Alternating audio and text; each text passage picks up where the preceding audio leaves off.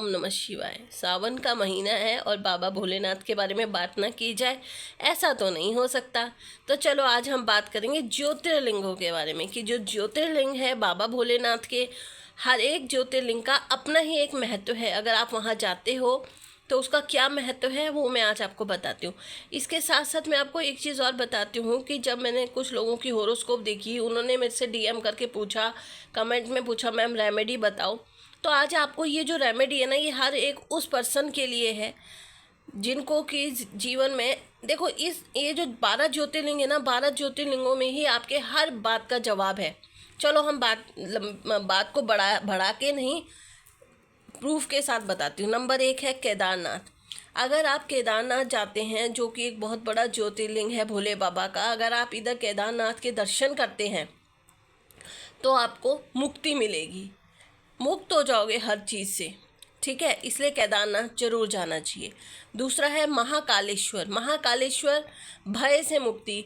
कई बार क्या होता है, आपका कोई बच्चा या आप खुद या कोई भी घर में फैमिली मेम्बर जो भय यानी कि डर होता है। भय कैसे होता है, वो होता है 4 नंबर राहु से। राहु अगर आपके माइंड में बहुत ज़्यादा इफ़ेक्ट कर गया ना, अगर किसी को बहुत ज़्यादा डर लगता है या ऐसा लगता है मेरे पीछे कोई चल रहा है, मेरे आगे कोई चल रहा है, अननेसेसरली के मतलब भय या फालतू की बातें, ओवर थिंकिंग ज़रूरत से ज़्यादा करना, तो उस पर राहु इफ़ेक्ट कर रहा होता है। तो बेस्ट थिंग इज़ कि महाकालेश्वर जाओ, हर प्रकार के भय से मुक्ति मिलेगी। वैद्यनाथ जाके रोगों से मुक्ति मिलती है। अगर आपके बच्चे या आप खुद या कोई आपके मम्मी पापा या पेरेंट्स कोई बीमार है तो उनको यहाँ ज़रूर लेके जाओ, हर प्रकार के रोगों से मुक्ति मिलेगी। तो अगर आप डॉक्टर के पास जाते हो तो एज अ डॉक्टर भी मैं आपको सजेस्ट करूँगी कि आप इन में ये जो मैं आपको बता रही हूँ, इन 12 ज्योतिर्लिंग के अगर आपने दर्शन कर लिए ना, तो कभी आपको ना तो डॉक्टर के पास जाने की ज़रूरत पड़ेगी और ना ही मंदिर जाने की और ना ही किसी आचार्य या एस्ट्रोलॉजर के पास जाने की ज़रूरत पड़ेगी। चलो आगे चलते हैं। काशी विश्वनाथ। काशी विश्वेशनाथ का अपना ही एक महत्व है। अगर आप लोग यहाँ जाते हैं तो कर्मों से मुक्ति मिलती है। जो आपने बुरे कर्म किए होते हैं उनसे आपको मुक्ति प्राप्त होती है। नंबर 5 पे आता है त्र्यंबकेश्वर।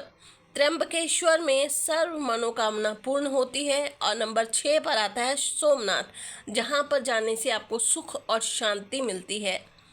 नंबर 7 पे आता है घृणेश्वर, जिसमें जाने से आपको समृद्धि प्राप्त होती है, नेम एंड फेम मिलता है। नंबर 8 पे आते हैं रामेश्वरम। रामेश्वरम में जाकर दर्शन करने से स्वर्ग का प्रवेश द्वार माना जाता है उसको, कि अगर आप रामेश्वरम के दर्शन करते हो तो सीधा ही आपके लिए स्वर्ग के दरवाजे खुल गए।